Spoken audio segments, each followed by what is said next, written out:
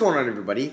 How is everybody doing today? So you guys seem to really enjoy these Bleacher Report article reaction videos, and today I'm back at it again with another one, and this is one free agency prediction for every NBA team. This is written by Dan Favell of Bleacher Report on July 27th, actually today when you're seeing this. So yeah, we have the NBA draft in 2 days from now, which is very exciting. You guys will probably see like a lot of final mock draft reactions tomorrow, maybe the ESPN, Bleacher Report, the Athletic, stuff like that. And then we'll get into like kind of more draft content, reactions to the NBA draft on like Thursday, Friday, all that stuff. So yeah, if you guys enjoy these videos, drop a thumbs up. I would really appreciate it. And yeah, we can get right into this today. I'm guessing there won't be any duplicates because that will kind of just really retcon what he would technically say before. So let's get into this. We got Atlanta Hawks. Signs John Collins signs a 5-year deal worth less than the max. Okay, so he could get, I think the max is like 30 million or 28 million for him. Does it say actually what the max is? I do forget, but I think it's around there. So okay, I think that's a fairly reasonable prediction. I think John Collins will be back with the Atlanta Hawks, and if he thinks he could be less than the max, I could agree. Next up, we have the Boston Celtics. Beantown ducks the luxury tax. So there's really no free agency prediction in here. So I guess that means they look to not, I don't know, bring back some guys or not bring back Evan Fournier. I'm very confused on what this free agency prediction is. Oh, I guess it's really not going to be just kind of one specific player. Okay, so just have to avoid the luxury tax. The Nets, Spencer Dinwiddie leaves by the way of a sign and trade, and I think that they should definitely do this because they're probably not going to be able to afford Dinwiddie. They're paying Harden, Kyrie, Durant, Jordan, Joe Harris, all these guys. They're going to be at the luxury tax. Dinwiddie's probably going to want more than $15 million a year. Therefore, the best way to probably get rid of him is to sign and trade, and maybe you can get a good player back or a first-round pick. Probably not a first-round pick, but maybe like a player. Like, I'm using a hypothetical here, like Terrence Ross, 12 mil, 2-3 years left on his deal, somebody like that can help them win now. I'm sure they're probably going after somebody a little bit less expensive, like a Justin Holiday now, Doug McDermott, somebody like that, you know, that a team would be interested in getting Spencer Dinwiddie. Like, if it's the Lakers, maybe they would want Taylor Horton Tucker to sign. I don't know. I'm just throwing out random stuff. It really just depends on where Dinwiddie signs, right? Maybe it's the Clippers and they get Terrence Mann. I don't know. So I doubt that would happen though. So next up we have the Hornets. Devontae Graham leaves. Malik Monk stays. I think this is happening. I don't think Devontae Graham is going to be coming back. I could see Devontae Graham to a team like the Spurs. I can see that happening. Malik Monk. So they think Devontae Graham stays. Okay, Malik Monk leaves. I read that backwards. So I don't know. I actually think they're going to keep Monk and Devontae Graham's going to leave. So I slightly disagree, but that's just my hunch. Next up, we have Chicago Bulls. Zach LaVine doesn't sign any type of extension.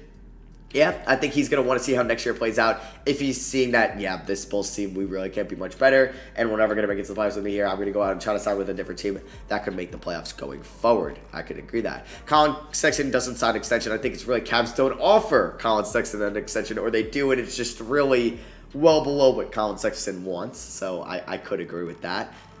We have the Dallas Mavericks still choose Tim Hardaway Jr. and cap space. I think that they would love to bring back Tim Hardaway Jr. and they plan on it. I don't know though, because they're going to have to pay Luka, whatever, 30-something mil a year.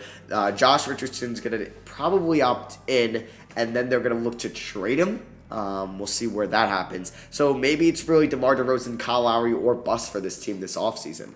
Next up, we have the Denver Nuggets. Will Barton resigns. I think they don't have a lot of other options, so I definitely see this happening. We have the Detroit Pistons.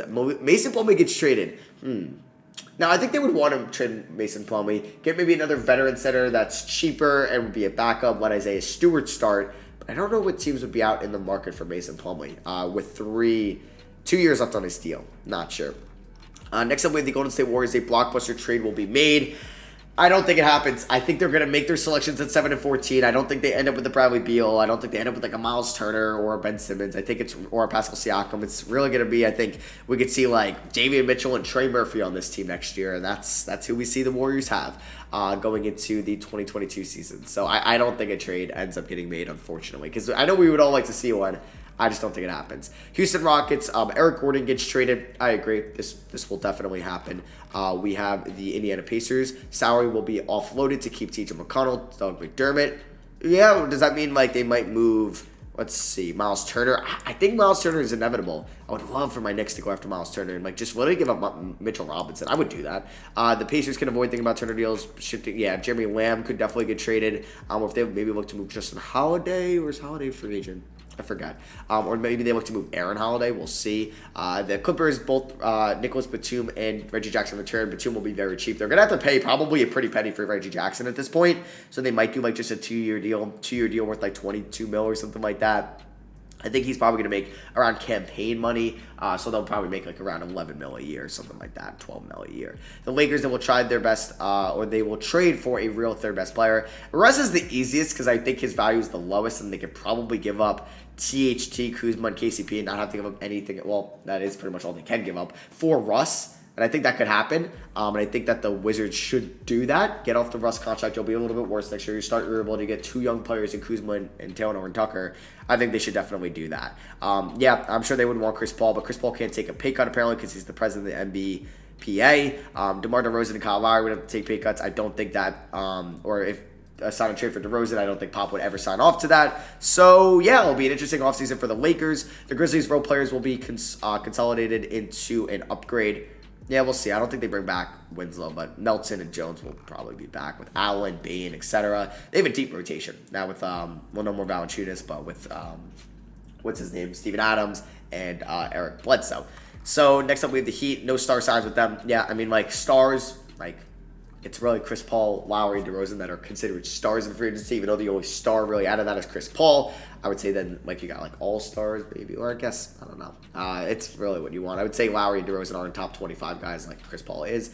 But, yeah, it would see Lowry probably taking a little bit of a pay cut. They could pay cut. They could free up to about 20 mil in free agency, but that means they lose Kendrick Nunn and Duncan Robinson, which is a risk they probably don't want to take. Next up, Milwaukee Bucks, Bobby Portis leaves, PJ Tucker doesn't. Yeah, I think PJ Tucker's probably fine with coming back on a fairly reasonable deal. Bobby Portis is probably going to want to get paid again, and I don't think I would pay. I mean, he was better for the Bucks this year. Watching him for the Knicks was rough, and the Bulls was rough, but this year for the Bucks, he wasn't that bad, at least in the playoffs.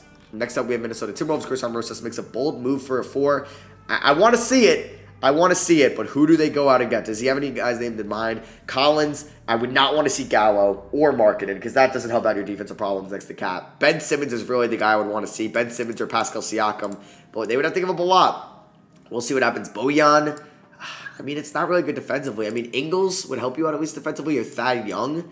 Larry Nance, maybe. Those are cheaper options. I mean, Jeremy Grant would be nice, but I don't think that the Pistons would really sell him for D'Angelo Russell in a first. Pelicans, Lonzo Ball leaves by the way of a sign and trade. My Knicks, it's what I want. I would hope so, but yeah, we'll see if they go after Kyle Lowry, if they do a sign and trade. I think if that's a case for a sign and trade with Lonzo, 2 teams that are most likely that would probably go after him are the Knicks and the Bulls, and probably the Hornets, I would say.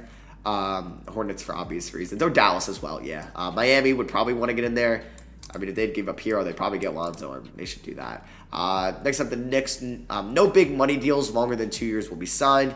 Yeah, I think the Knicks can knife out $53 million in spending power, but why would they? Kawhi Leonard's probably not coming. Yeah, I guess he's really a superstar. I didn't mention him in the Chris Paul, Kyle Lowry, DeMar DeRozan thing. But I plan on him opting in. Yeah, John Collins would make sense with Julius Randle. I would like Lonzo Ball. I would like Lonzo Ball a lot for the Knicks. But yeah, it's a loaded free agency class next year in 2023 at the moment. But obviously there's going to be a lot of signings happening, re-signings, like, because we thought Gobert and Bradley Beal and all these guys were going to be in this year's free agency class, and they just weren't. So next up we have OKC. Shea signs the 5-year max without a player option. Yeah, he's signing the max. Luka's signing the max. Trae Young's signing the max. Aiden's signing close to a max. Sexton probably won't. Bamba won't. Carter Jr. probably won't. Knox definitely won't. Porter Jr. I think will get an extension done. And there's somebody else I'm missing. Triple J probably will get an extension done. Bagley probably not. Orlando Magic, they'll sit out free agency. Yeah, I think we can all see this coming. Philly, Ben Simmons does not get traded. What?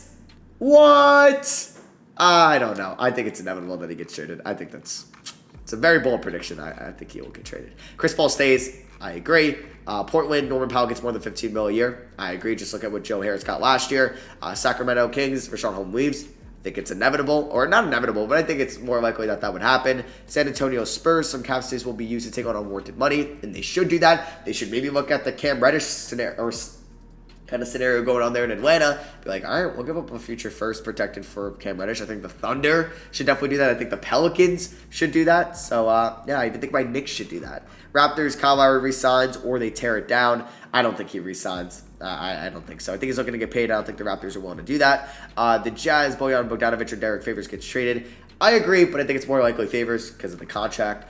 Wizards, Bradley Beal gets traded. That's the final one, and I hope so. I hope we see Beal get traded. Either it's Philly, either it's Golden State. I don't really know who else would trade for Bradley Beal. The Knicks, but I don't think they want to give up Barrett, and it would cost a pretty penny for Beal, even though he's an expiring contract. So, yeah, we'll see what happens. I hope you guys did enjoy. Drop a like if you did. Also, Denver would be cool. Yeah, leave a like if you did enjoy. I love you guys. I'll catch y'all on the next one. Peace.